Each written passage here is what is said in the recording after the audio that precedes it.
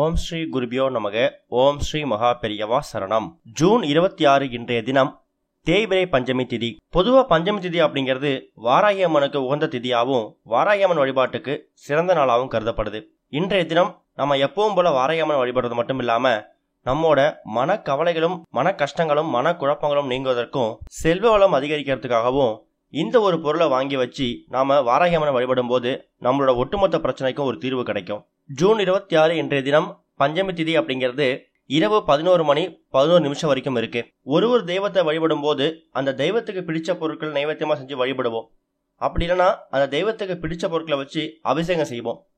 அந்த தெய்வத்துக்கு பிடிச்ச நேரத்துல ஆடைகள் வாங்கி அதை கொடுத்து மகிழ்வோம். இப்படி அந்த தெய்வத்துக்கு பிடிச்ச மாதிரி எந்த அளவுக்கு அந்த விஷயங்கள் நம்ம செய்யறோமோ அந்த அளவுக்கு தெய்வமும் சந்தோஷப்பட்டு நமக்கு மேலும் மேலும் சந்தோஷம் கொடுப்பாங்க. அந்த வகையில வாராகி அம்மனுக்கு பிடிச்ச சில பொருட்களை இன்னைய தினம் நம்ம வீட்டுல வாங்கி வச்சு பூஜை பண்ணலாம். வாராகி அம்மனை நம்ம வழிபடுறது மூலயமா எதிரிகள் தொல்லை நீங்கும். அது மட்டும் இல்ல, வாராகி அம்மன் நிலத்துக்கு சொந்தமானவங்க அப்படிங்கறதால சொந்தமா வீடு வாங்கணும் நிலம் வாங்கணும் அப்படின்னு நினைக்கிறவங்களும் வாராகி அம்மனை வழிபடலாம். நிலத்துல இருந்து கிடைக்கக்கூடியதுதான் தங்கம். அதனால செல்வ செழிப்போட வாழும் நினைக்கிறவங்களும் வாராகி அம்மனை வழிபடலாம். அதுலயும் குறிப்பா அவங்களுக்கு பிடிச்ச முறையில வழிபடும் போது அதோட பலன்கள் கூடிய சீக்கிரம் கிடைக்கும். நம்மோட விருப்பம் தான். வாராகி அம்மனுக்கு உகந்த திதியா இருக்கிறது பஞ்சமி திதி. இந்த பஞ்சமி திதி வரக்கூடிய நாட்கள்ல என்ன செய்யலாம்? சொந்தமா வீடு நிலம் வாங்கணும் அப்படின்னு ஆசைப்படுறவங்க செவ்வாய்க்கிழமை அன்னைக்கு கூட செய்யலாம். தங்க நகை வாங்கணும் அப்படின்னு நினைக்கிறவங்க வாராகி அம்மனை வெள்ளிக்கிழமையில வழிபடலாம். அது கூட இப்ப நம்ம சொல்லக்கூடிய இந்த ஒரு பொருளை நீங்க வாங்கி வீட்டுல வச்சு பூஜை பண்ணணும். அது வாராகி அம்மனுக்கு பஞ்சமி திதி அன்னைக்கு வாங்கி வச்சு பூஜை பண்ணணும். அது என்ன பொருள் அப்படின்னா, வாராகி அம்மனுக்கு கிழங்கு வகைகள்லாம் ரொம்ப பிடிக்குமா. கிழங்கு வகைகளை நைவேத்தியமா வச்சு வழிபடணும். எந்த கிழங்கா இருந்தாலும் பரவாயில்ல.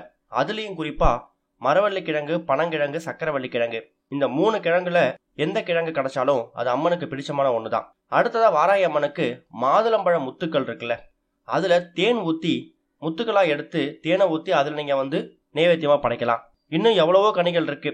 அந்த கனிகளை பயன்படுத்தி கூட நம்ம வாராகி அம்மனுக்கு செய்யலாம். இருந்தாலும் மாதுளம்பழம் வச்சு படைக்கிறது கூடுதல் விசேஷம். வாராகி அம்மனுக்கு தங்க நிறம்னா ரொம்ப பிடிக்கும். அதனால தங்க நிறத்துல புடவைகள் வாங்கி கொடுக்கலாம் கோவில்களுக்கு.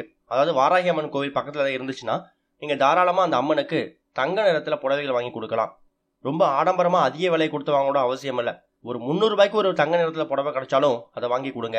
இது எல்லாமே ரொம்ப எளிமையான வழிமுறைகள் அப்படின்னு சொன்னாலும் முழு மனசோட வாராகி அம்மன் பாதங்களை சரணாகதி அடைஞ்சு இந்த வழிபாடு செய்யறவங்களுக்கு அவங்க நினைச்சது மாதிரியே வாழ்க்கை அமையும்.